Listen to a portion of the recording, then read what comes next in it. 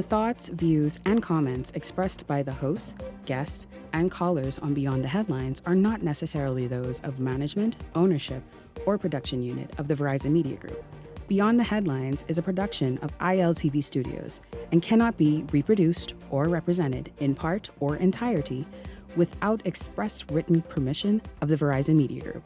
Beyond the Headlines is the intellectual property of the Verizon Media Group. Copyright 2021.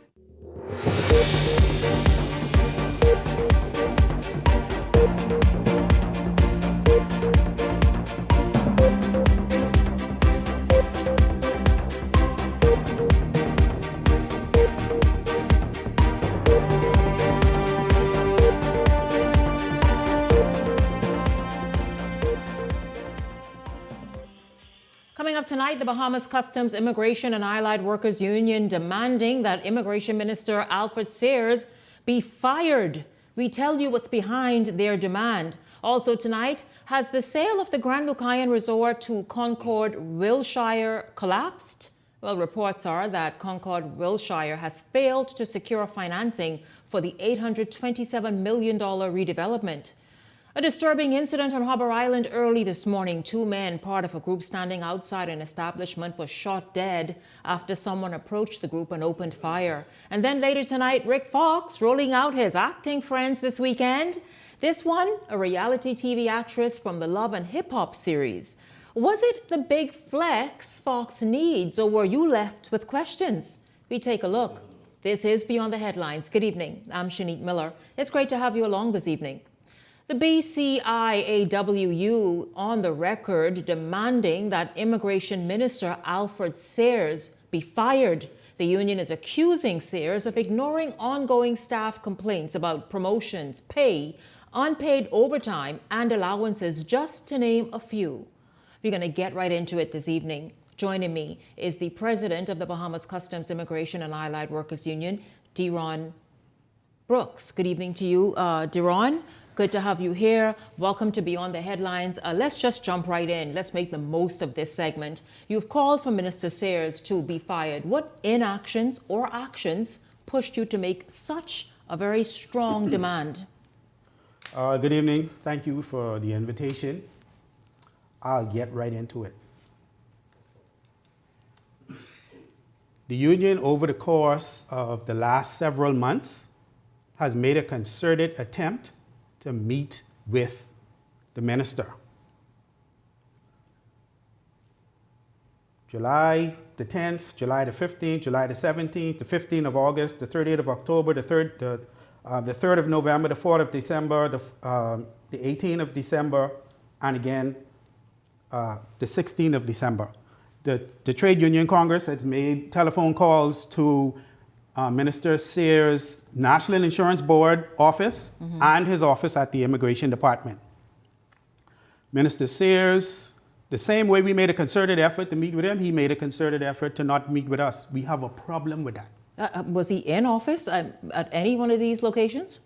Well, he's said to be at, he could be at either location, but if we work in the same building with him for the majority of the time, and we're dropping off letters and emails, and you can't meet with him, he's essentially shown us that he doesn't want to meet with us. Let me paint a picture to you.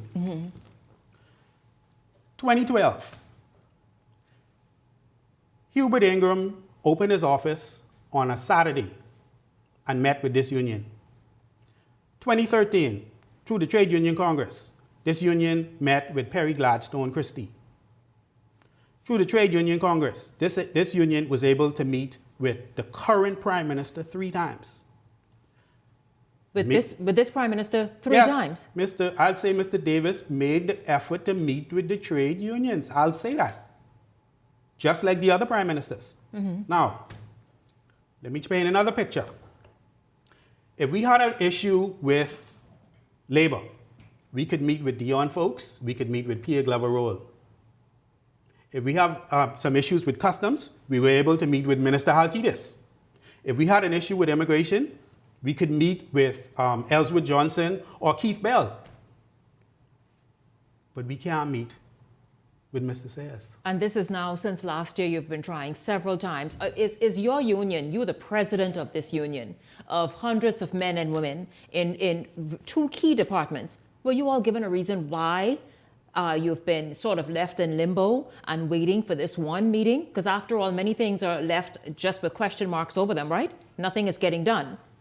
He's not, based on what we see, he's not interested. If he cared about these issues, see, this isn't about meeting with me and the executive board. When you meet with us, you meet with that officer down in Inagua, San Salvador, those officers in Long Island, Great Albuquerque, Chub Key, West End, Grand Key, Abaco, you meet with everybody. All of their concerns, anything relating to them, we're here to bring those issues to you so that you don't say that you don't know, and so that we could get those issues resolved. We're not unreasonable. We're not disrespectful. When was the last time you met with Minister Sears? You know, informally, me personally, last year at a graduation, I think it was last year at a graduation, or would it have been the year before? There was a graduation for a squad that passed out at the police college. He indicated, he'd meet with us. From then to now, that has not come to fruition. So because you caught him off guard at that event, that official event, he obviously just gave you the, no, we could meet, but it never happened. It never happened. Let me say this to you. When I became the president, the first thing I did, I told God, this union belongs to you. All I want, help me to help your people get the most and the best. That's all I did. So, they ain't fighting against us. This union belongs to God. He ain't fighting against us. Now, I will not renege on anything. I made a promise to these people. I am going down fighting with these people, and I am not going to break my covenant with God. So, Rowdy had to come, and the minister had to get it. Well, you sure gave it to him last week, but so let's just talk about that tonight. Alfred Sears and refusing, in your words, to meet, set a meeting, set a time with your executives, you and your executives, on behalf of all the officers scattered all across this nation. Uniform and non-uniform. You met with the Prime Minister several times, a handful of times, you said. In fact, you named it 3. You met with Pia Glover-Roll and whomever else you need to meet with. Have you said to the Prime Minister... And Minister Halkitis, yes. And Minister Halkitis. Have you said to the Prime Minister or Halkitis, listen, sirs, I've been trying to have this same conversation and more, specifically with Alfred Sears, because they come directly under his ministry and he has refused to sit and meet. I mean, are they aware of this? This information was given to the Prime Minister's office about our concerns. But the other ministers, no, we did not go to them and say that we can't, we're having issues meeting with him. We didn't do that. We just tried to address those things. When we give you these notices or these requests for these meetings, we space them out. We're reasonable. We give you a chance to respond, but he didn't. But do you know if Minister Sears is showing up to work, is what I'm saying? Because it's no secret. We all know he's not seeking re-election. He is stepping out of frontline politics, I guess, within a few months. Perhaps he's because of that, maybe he's not front and center. I don't know what his rationale is and why he's doing what he's doing or his inactions. I don't know. I haven't spoken to him, and something like that, maybe he might not, he's not going to tell me that, but I've heard that suggestion. What you just said, I've heard more than one person say that. And I was really hoping it's not an excuse now. I'm just saying, what do you think? And who is stepping in? Because remember, I mentioned things like overtime, pay, allowances, and all the rest of that. Right. And I imagine perhaps adjustments to people's positions and salaries and the rest of it. All that remains outstanding. All of this remain outstanding. It is inexcusable. It's inexcusable to have all these issues for the union to remain sort of just there and making no headway on them. The people come to us with their issues. And it's our job to try to put them forward to the persons that are responsible for them in their respective areas, and to try to get those issues resolved. We have non-uniform persons, clerks, that are awaiting promotions. We have officers that are awaiting reclassification, confirmations, appointments. We have a number of issues. I mentioned several areas of concern that earlier that this union has. How long have these grievances been outstanding? That's a loaded question. For each issue, the timeline would be different, because I think, if I'm not mistaken, I think in terms of overtime, the Customs Department is owed from October of last year. The Immigration Department is owed from July of last year in terms of overtime. So they've worked overtime hours, continue to work overtime hours, and yes, have received? It hasn't stopped. Whenever a supervisor asks a junior officer to work, or even if it's a senior officer, when they ask them to work, they still go out there, put their best foot forward, and work. The bills are submitted, they're signed off on, and then it goes through the normal process, and they're just told they have to wait. So we've advanced these concerns through the Ministry of Finance and through Minister Halkidis when we had the opportunity to meet with him, but we've not had the opportunity to meet with Minister Sears. If he was interested, you and I wouldn't be having this conversation. You think it's a lack of interest? It could either be that, or he may not be union friendly. I didn't want to believe that. I wanted to give him the benefit of the doubt. What makes you think that and come to that conclusion? I don't know that he is or isn't, but those are the only things that I could come up with. Either he's not union friendly or he doesn't care. But either way, the end result is the same. We have not yet been able to meet with the minister. Let's talk about how your members are being impacted by this. You say some of them have been owed overtime since July of last year, yes. Some October of last year. We know if it's a month that overtime is owed to you on an additional pay and it doesn't come. That's a whole, it's vexing, and it can obviously affect morale. It affects a lot of people in different ways. You know how Bahamians are. In July and August, you're preparing for your children for school for September. They need that. In December, they need to do things, and for the Yuletide season, they're looking for that. When these things don't happen, what do? What are they expected to do? We have an agreement that says when you work, you'd be paid the following month. That hasn't happened yet either. And we see that there are other organizations I was about to say, because remember when public servants payments were made and caught up, that right. The payments were outstanding, your union wasn't involved with that? No. We would have submitted our concerns. Well, they know this is an ongoing concern, right? We would always try to work with them to try to find out, hey, when could these persons expect to be paid? We've advanced the idea of a payment schedule to say, okay, one of the biggest things is it's not only that it's so far behind, it's that you don't tell them what to expect and when. There's no communication. There's no sort of, okay, listen, guys, at the end of February, March, we're going to pay you 2-3 months. Exactly. If you do that, and then it'll eventually come up, they could live with that. Well, who are you speaking with in terms of the policy maker, in terms of the person in charge who you can get answers from? We've communicated our issues through the respective departments, and we've also gone to the Ministry of Finance. On that end of it, we've had communications with the Financial Secretary. We've had a very nice meeting with the Minister Halkidis, but again, we've not been able to meet with the Minister of Immigration. Can either of those ministers and whomever else you spoke with, can they not step in and help move things forward? I don't know that they can. I am of the view that maybe they respect each other's boundaries and say, okay, you're in charge of this, I'm not interfering with that. I don't know how close they are to say, they pick up the phone and say, hey, Customs and Immigration Union was here. They had this concern. They may come to you later, or since we have similar concerns, let's see how we could collaborate and get this resolved. I don't know that they had that type of conversation. One may So what ask, we do is try to meet them individually. right, of course. Maybe you need to meet them together.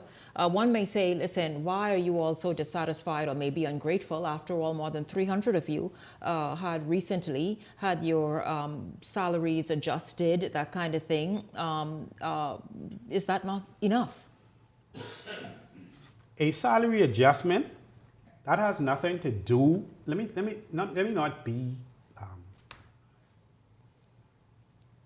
me say it like this.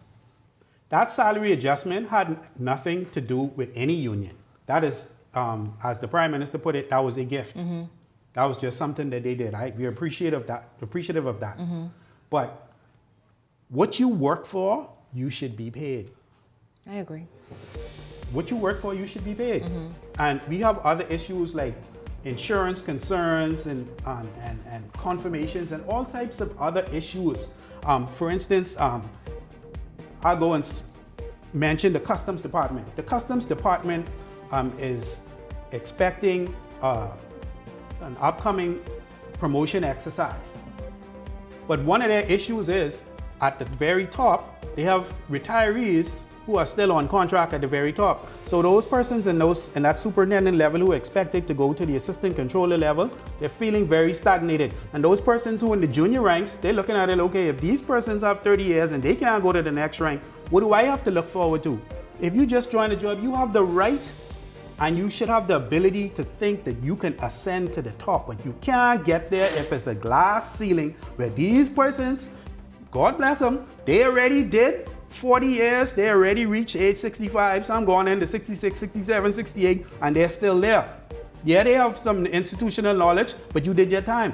You go home and retire, and if they need you, bring you as a non-uniform consultant, you go over there and let the uniform officers who deserve to get that promotion, who've worked for that, who have earned that, who are looking forward to that, give them the opportunity. I agree with that. Have them as a consultant. Yeah, you bring because them after all, experience is welcomed and needed around the table in many instances. I want to ask you, Deron, how long will you give the government to fire Minister Alfred Sears before you take some sort of industrial action, or is that the path you're looking at? We've had to call on a government to do something similar before, right? It is, of course, he serves at the pleasure of the Prime Minister. So that's a decision the Prime Minister is going to have to make. I'm not saying the Prime Minister is going to listen to what we said, but I can tell you this, we're firm and resolute in that position. He's not doing what needs to be done. He needs to go. Listen, Beyond the Headlines will continue to follow this. Let us know when you hear from him. Perhaps you will hear from him this evening, and he will set that meeting for tomorrow and come back and let us know the matters that have been addressed and resolved. Even if he met with us and did absolutely nothing, we could say we met with the man. Mm-hmm. Just a meeting, just the respect of a meeting. It isn't only that you disrespect the union. See, it isn't the union, the executive board. When you disrespect this union, you disrespect every person in the union throughout the Commonwealth, the length and breadth of the Commonwealth of the Bahamas. Beyond the Headlines will be on that with you. And again, this platform is open to you to come by and let us know exactly when that meeting happens or what your next course of action will be. Deal? This is Beyond the Headlines. Thank you so much, President of the Customs and Immigration Union, Deron Brooks, talking this evening very, very firmly and not budging in calling for Alfred Sears, Minister of Immigration, to be fired because of inaction. Beyond the Headlines is back right after this.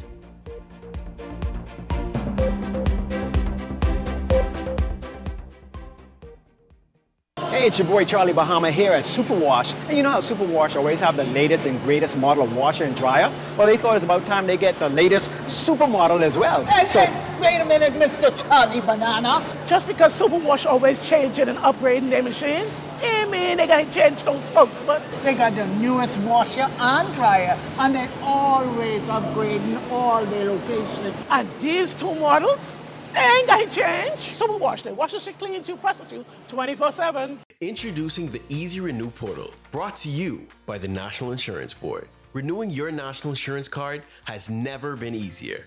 I can renew our cards right from the comfort of our home. And it's so convenient. Wow. Whether you're at work, or studying hard at the library, even when you're on the go or enjoying retirement. This is so easy. Day or night, the Easy Renew portal is there for you. Easy Renew portal. Convenience at your fingertips. In a world of imagination, even a little mess can be part of the adventure. But for a truly royal snack, we need a clean slate. A few drops of Panelist dish liquid makes even dried-on paint disappear like magic.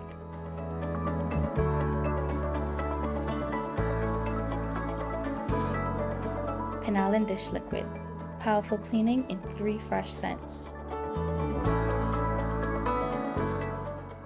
Are you self-employed or have a small business that's looking for a faster, easier way to submit your C10 statements and pay NIB contributions? Sign up for the NIB C10 Easy Submit and Pay mobile app today. It's quick, secure, and takes just 5 simple steps. You will need a completed R1 business registration form and 2 forms of ID, a passport, voter's card, NIB card, or driver's license. Choose your role and enter your info, NI number, employer's NI number, name, and date of birth. Hit next. Enter your email, check your inbox for the code, then type it in to verify. Upload the R1 form and your 2 forms of ID and tap submit. Track your application anytime by tapping check status. Once approved, you'll get your confirmation and PIN by email within 24 to 72 hours. Return to the app, tap register now, set your login details and enter your final code. That's it. You're now ready to manage your NIB contributions anytime, anywhere. Self-employed persons, small business owners, skip the line, save time. Download the NIB C10 Easy Submit and Pay mobile app today.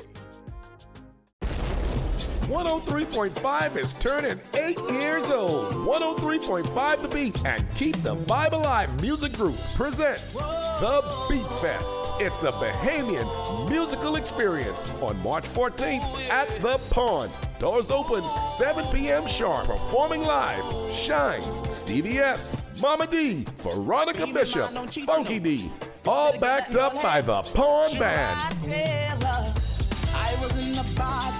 Hosted by Joe Cools, 1K Gaza, and Jess Mo. Music by 103.5 The Beat DJ. Tickets available now at all Beauty Shack locations. General admission, 30. VIP, 75. Get your tickets early. Spots are limited. Sponsored by Mazzari International, The Plug, and The Beauty Shack. And of course, 103.5 The Beat. At work or studying hard.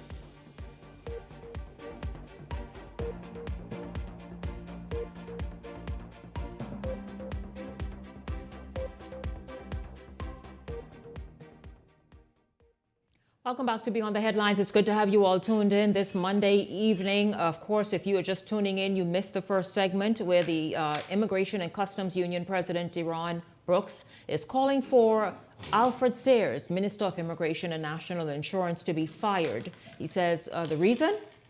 Being inactive, not responding to the union, not listening to any concerns or issues that the union has outstanding for several months now, including overtime pay. I'm going to bring in the Hot Topics panel right now and get their response to this, something that is quite surprising and shocking, and obviously issues that must be given the attention they deserve. Welcome to Beyond the Headlines. Beyond the Headlines contributors Leslie Miller, Ellington Ferguson, and Michael Turnquest. Gentlemen, good evening to each of you.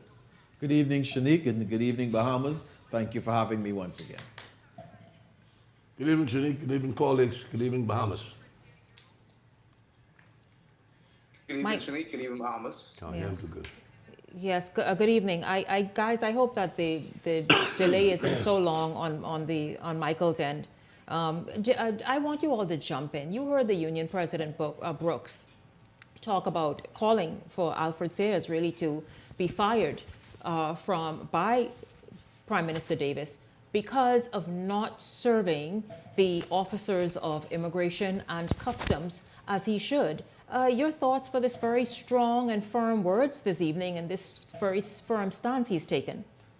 Shanique, once again, even before we talk about the union, I've had some concerns about the Alfred Sears that I've previously known in government that I always thought was a very strong personality. I always thought that he was very well-spoken and outspoken on issues and matters of concern.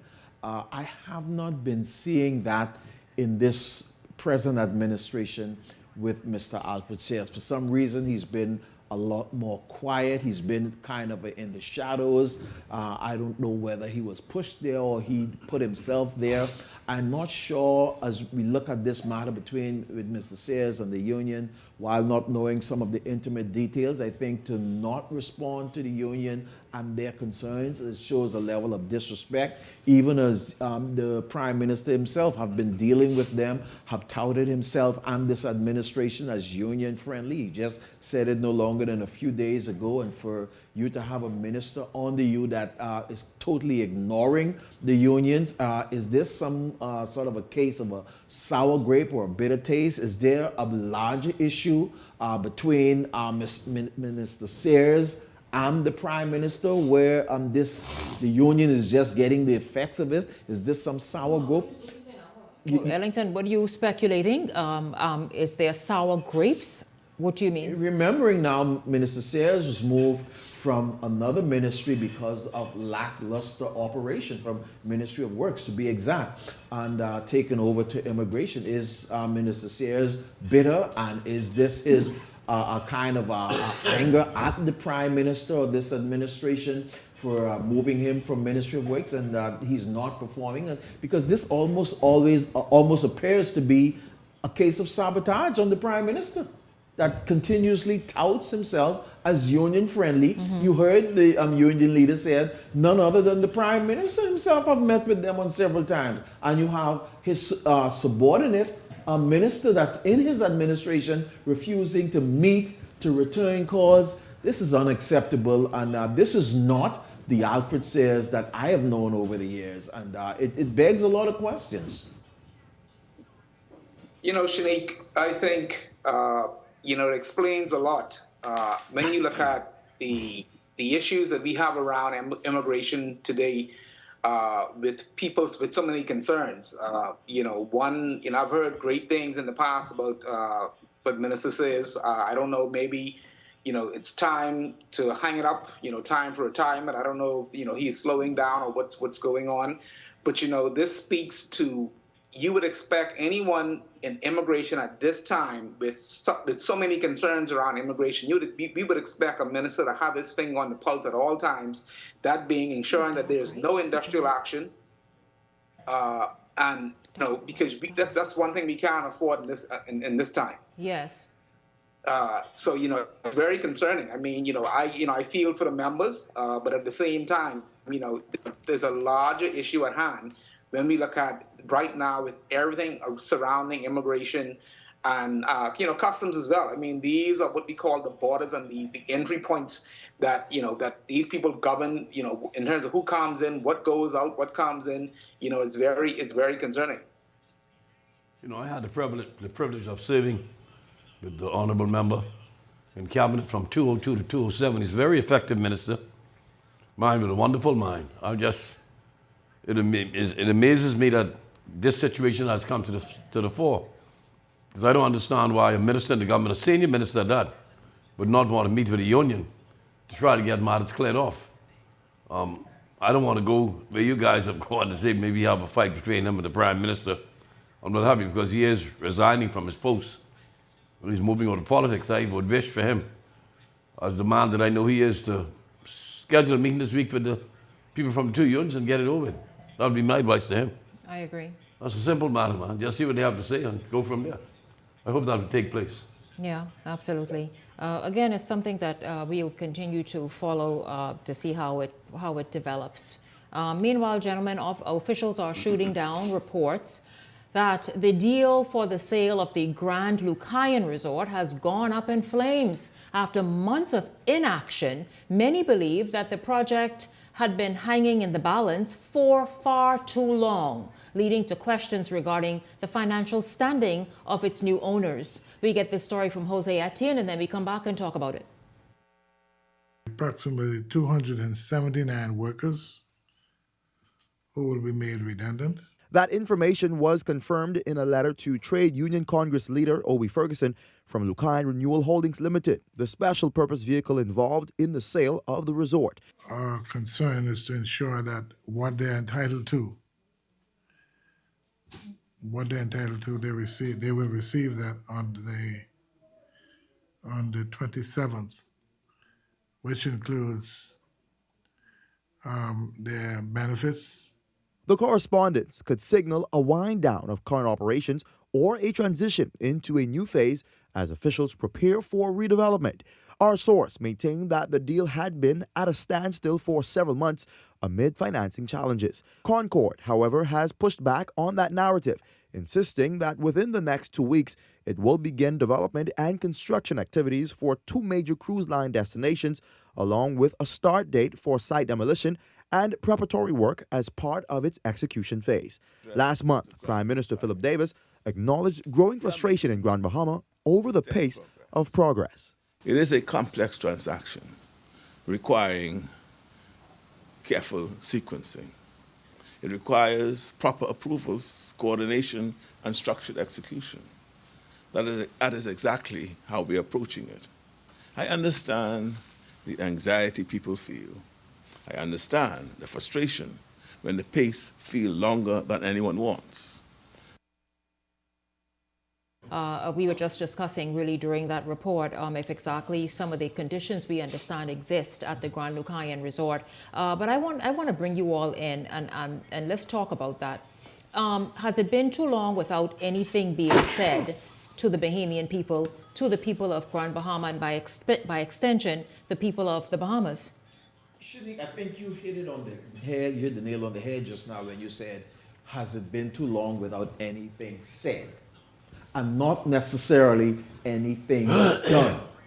And I think I understand the magnitude of projects like these after you sit and you have this initial signing and all of the hooray and the hula, which we had in Freeport a little over a year ago. And so I understand the intricate and the complications that these things has going through all of the negotiation and the process of what has to be done.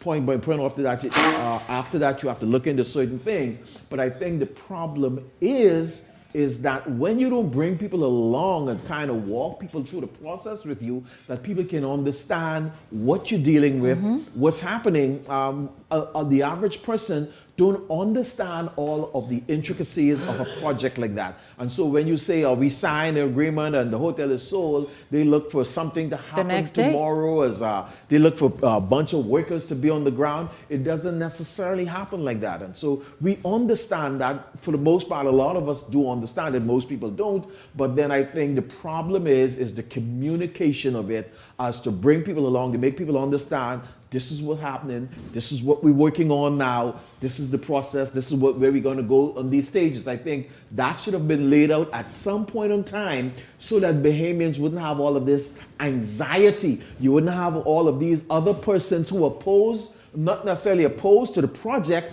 but opposed to the administration, coming in with all of these critiques, some necessary, some unnecessary, some far-fetched, and people don't know, or you leave people without information, then your critics will create their own narratives to downplay and to make you look bad. And I think a lot of that is what's been happening. And so this administration has got to do a better job of keeping people informed as you move along the process. Let them know, this is hindering us. We've got to go back. We've got to look at this. I know you may think it's cumbersome, but you need to have persons specifically assigned to this. And I think you have somebody that's assigned to this whole body that's supposed to be managing this process, that should be speaking to it with regularity. And that has not been happening. You know, Shanique, they say wherever there's smoke, there's fire, right? I mean, that's always been said. And, you know, for Freeport, Grand Bahama is a very sensitive one because they've had so many projects or so many deals and pomp and pageantry, throughout governments, whether it's West End, whether it's in Grand Bahama or Freeport. And, you know, we have these signing of contracts, and then at the end of the day, years go by and nothing ever come to fruition.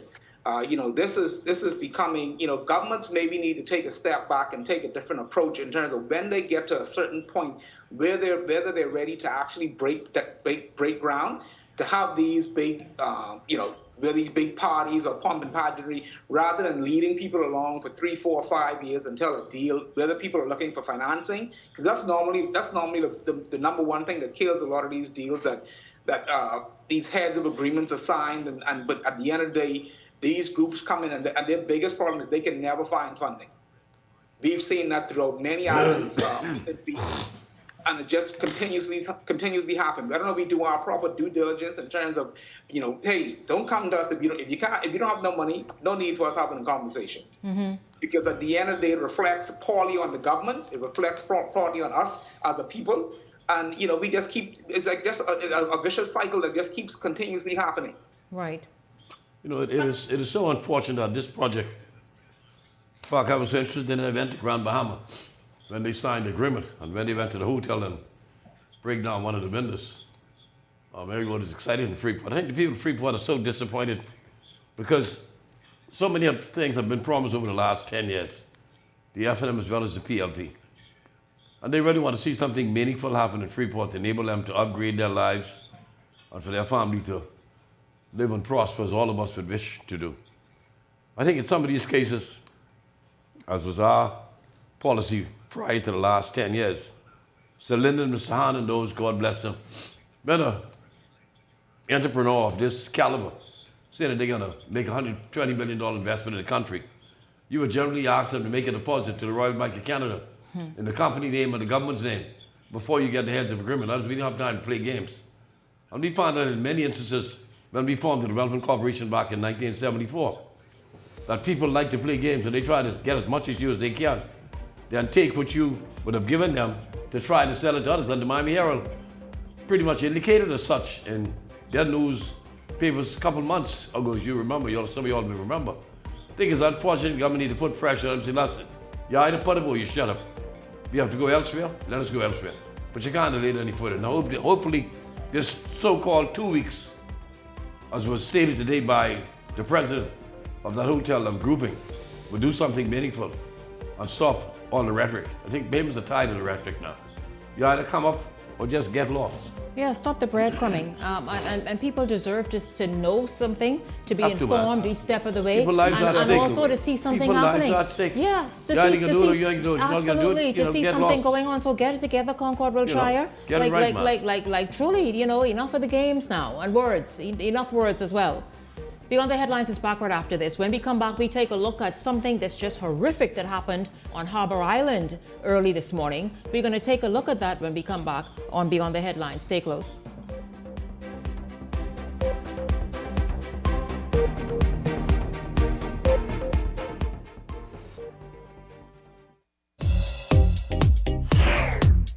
Every great idea starts with courage. Every successful business starts with belief. And every woman deserves the opportunity to turn her vision into reality. The Fox Foundation Women Entrepreneurship Initiative is back, bigger, bolder, and more powerful than ever. This year, Give to Gain honors women who gave their very best, their time, their talent, their sacrifice, and their vision to succeed in innovation-driven and emerging industries. This initiative is about investing in women who are ready to lead, build, and grow. It's about creating a real pathway to success in a new era of business. This year's program features 2 dynamic panel discussions designed to inspire action at every level. This year also features a distinguished international speaker, bringing global insight, helping to empower women to think bigger and lead boldly. We're proud to grant over $75,000 in funding to emerging businesses and aspiring entrepreneurs ready to take the next step. If you have an idea, a business, or a dream worth building, now is the time. Grant applications are open until February 28th. This is more than just an event. It is a powerful networking experience. Surround yourself with women who mean business. Join us as we give to gain. Give your best, build what's next, and gain what matters. Okay, guys, this is what we doing today. We training for the bounce back. This $150K payday. Y'all ready? Yes. Y'all sweating today. Give me a 2 ball. 10. Give me another 2 ball. 15. You spin, right? It don't look so. There's 10K. Name these games after me. Fruit Dragon. Fruit Dragon. Cinema Classic. Cinema Classic. Yeah. Put that parlay in. Put that in. You know, Jalen Brunson disappointed us last time. You want to walk for this or you want to run for this? Good pace. Good pace. Not too much water. Put it down. Let's go. It's the Bounce Back 150K payday. Big wins for 10 weeks straight. 15K every week. 10K to a lucky winner. Visit islandluck.com for more info. Island Luck. Winners live here. 103.5 is turning 8 years old. 103.5 The Beat and Keep the Vibe Alive Music Group presents The Beat Fest. It's a Bahamian musical experience on March 14th at The Pond. Doors open 7 p.m. sharp. Performing live, Shine, Stevie S, Mama D, Veronica Bishop, Funky D. All backed up by the Pond Band. Hosted by Joe Cools, 1K Gaza, and Jess Mo. Music by 103.5 The Beat DJ. Tickets available now at all Beauty Shack locations. General admission, 30. VIP, 75. Get your tickets early. Spots are limited. Sponsored by Mazzari International, The Plug, and The Beauty Shack. And of course, 103.5 The Beat. This segment is brought to you by EV Motors Fleet Sales Division. For 2026 commercial vehicles, call 821-2403 today. To be on the headlines, it's good to have you all tuned. Happy birthday to you. Happy birthday, happy birthday, happy birthday to you.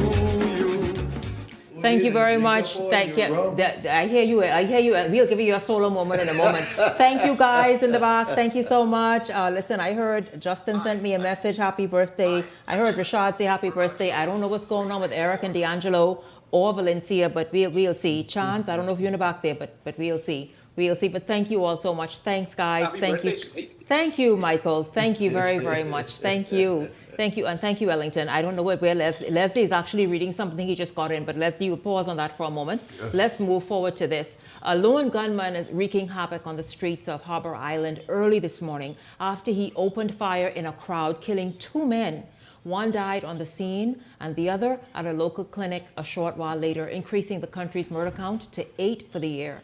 The countries or the islands? Oh, 8. This is the beginning of the year. Listen. One of the victims is identified to Eyewitness News by friends and family members as Christian Francis, a local resident of Harbor Island, while the other victim, whose identity remains unknown, reportedly came to the island seeking work. A close friend writing to Eyewitness News describes Francis as a selfless and lovable individual who looked out for his community. The officer in charge of Eleuthera, Franklin Neely, Superintendent Franklin Neely, gave us some preliminary details of the fatal shooting this morning. Based on that information, the officers proceeded in that area, and upon initial investigation, they discovered 2 persons were shot. Additional information is that patrons were on the outside of this establishment when a male approached wearing all black clothing. He produced a firearm and fired several shots in the directions of the victim. His action resulted in one of the victims being fatally wounded on the scene, while the other was taken to a local clinic where he later succumbed to his injuries. At this time, we are appealing to the decent people of Harbor Island that any information that they may have that could help propel this investigation to come forward, or you can make contact with CID. I'd also like to assure the residents of Harbor Island, the residents of mainland Eleuthera, as a matter of fact, the residents of the Bahamas, that the police will not stop in their efforts to continue to bring safety to our streets, to ensure that all residents continue to live in peace. Custody as yet. Police continue to comb the island. Authorities are sending, obviously, the plea you just heard Superintendent Neely make to help and bring the suspect to justice so that those families have some kind of closure. But, you know, I brought this story into tonight's show for a reason, gentlemen, and it's to say, just as we thought, just as we said during the break, Harbour Island, as we know, Eleuthera in general, Harbour Island is a hub of economic activity. Many people are going there to lay low and try to get work done, but they are going and infiltrating an area that was so peaceful and beautiful. And certainly, I don't know how do you kind of detect who is who to prevent the riffraff from entering. But this will ruin something that is $1 billion paradise. It's a jewel, really. Well, absolutely, Shanique. And, you got to be very, very concerned. And I want to admonish Bahamians in these islands to continue.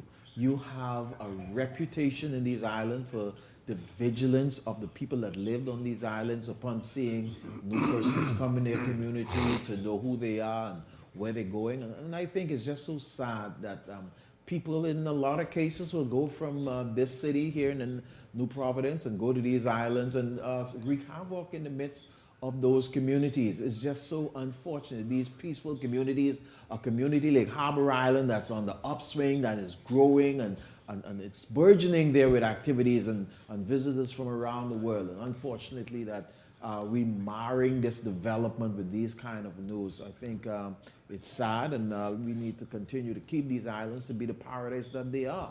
And we need to look out for the persons who are coming among us. And you need to be careful. You know persons who are involved in certain nefarious activities, and to be hanging out with them, or you see them come to your island, you've got to sound the alarm, make them know that they're not welcome there, and absolutely. And we don't know, the officers, he was very careful to say establishment, but if you all remember last year, I believe it was, Michael, when there was a shootout caught on camera at another establishment in Harbour Island, and that violently played out. I'm wondering if it's the same one, and if so, listen, I know Harbour Island needs the attractions and the nightlife and the this and the that because of who, and in fact, I'll tell you this, those very discerning visitors to Harbour Island, I doubt they even go to these little spots. I don't think so. Michael, your thoughts? Shanique, this is the sad part about what comes along with economic boom. When you have such a small island as Harbour Island has such a, it's a $1 billion, like you said, $1 billion island. This is the repercussions that come along with such thing. But at the end of the day, I mean, Harbour Island is such what I know it to be back in the early '90s to where it is now. I mean, it's like night and day. It's definitely not that peaceful.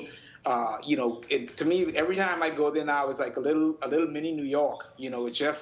It's just constant activity. It's noise. It's just not what it used to be back in the early '90s.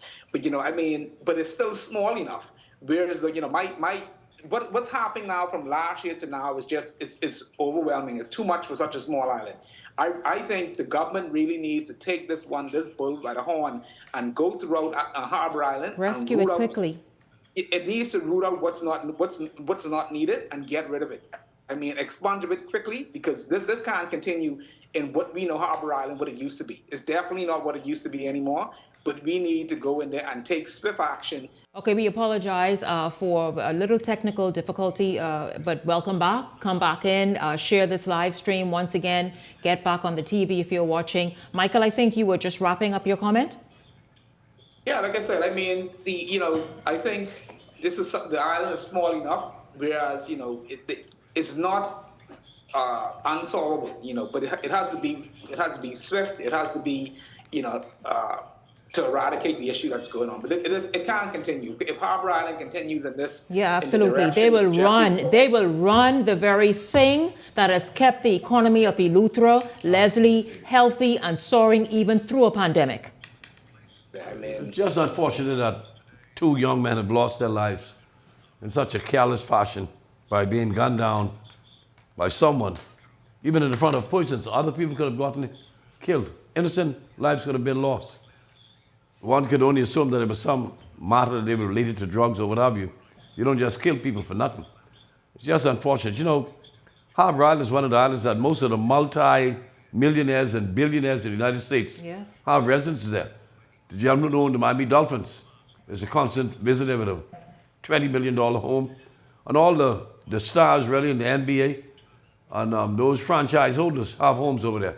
It puts a stain on our country that this sort of violence can take place, and it's going to make it difficult for men of substance, especially with this in such a congested U.S. government island, and the way they feel now. Harper Island is about this big. You have your golf carts moving about and people walking. It's a highly foot pedestrian island. Just very nice. I mean, get the riffraff off the island. Let's just hope to God that the United States government. I have another recommendation. I think we need to put things in place, especially for these type of nightclubs, that they pay to have a certain level of police presence around these type of places, because when you harbor these people and you get these people running from one part of the country to the next and doing these nefarious actions, it put the lives of others in jeopardy. It put the economic life of the whole community in jeopardy. And so we don't need to play with this. Let's make things stringent and stiff, that these we could try to prevent these type of. I mean, Luther doesn't even have that. I shouldn't put that out there and say that. But let's just be real. It's a beautiful Mayberry experience.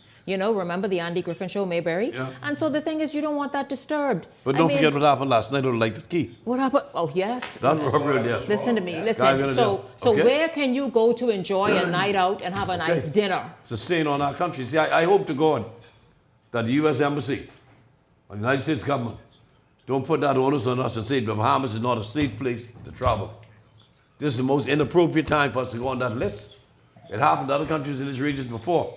And you have a downhill that you can never recover. And the things that is happening in such a vital community. Listen, it can hurt us. If you look at the amount of young men that just walking around this island, or in the Bahamas in general, with the ankle bracelets on. I mean, very young. I mean, look at young men in their early 20s, and they're walking around proudly with like these it's fashion. It's a fashionable thing. Well, let's campaign in Camp Road and the other areas in Bay Town. Fellas show off there, say, look here, Miller. They look at the jewelry. They see my jewelry. I mean, that they love to be seen that I'm a bad guy. They had to put this chain on me. Let me say this, Leslie.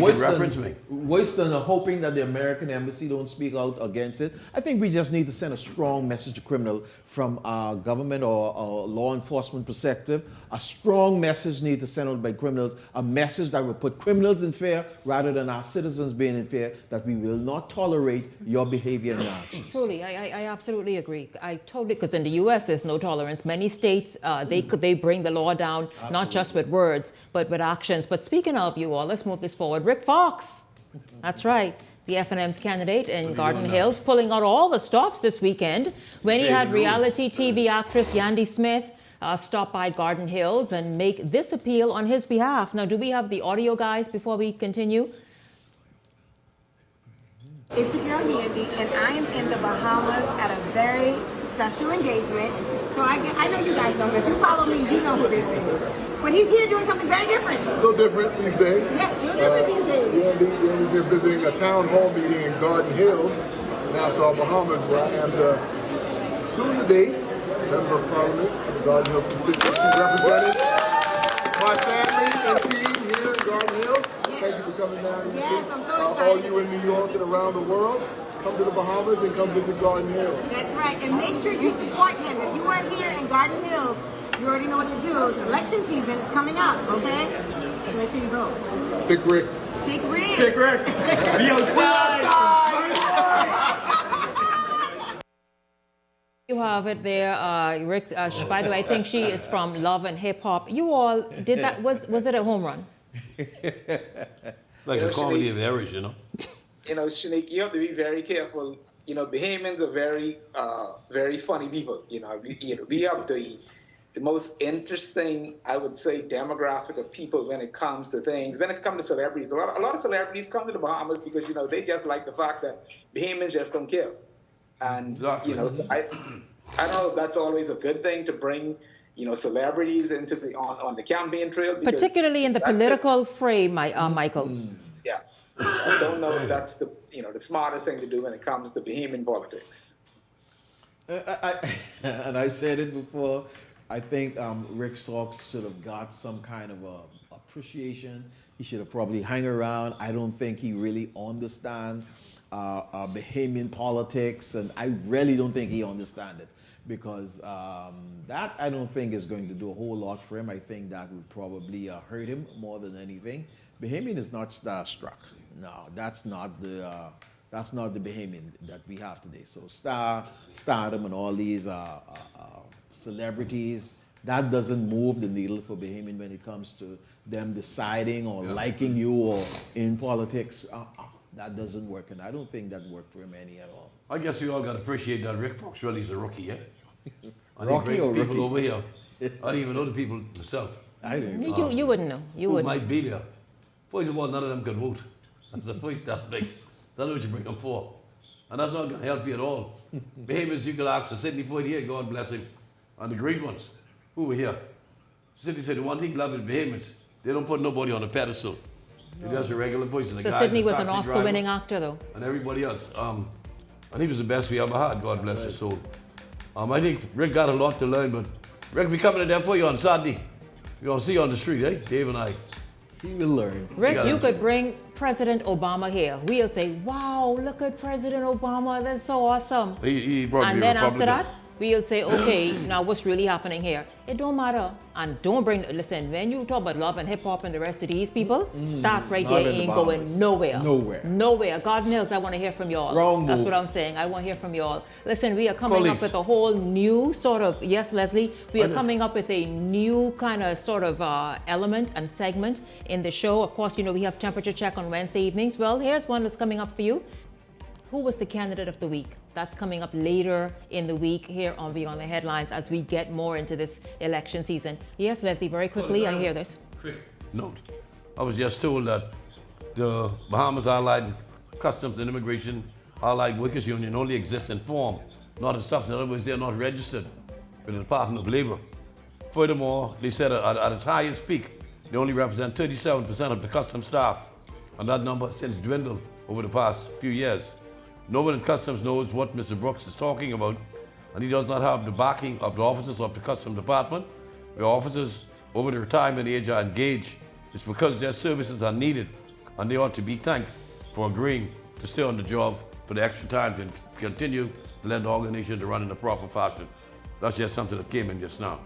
You got that just now. So then who represents the Customs, who is the Customs Union and who represents them? I've only ever spoken with... That's the question that needs to be answered. I've only ever spoken with No, maybe that's the reason why the minister didn't meet with them.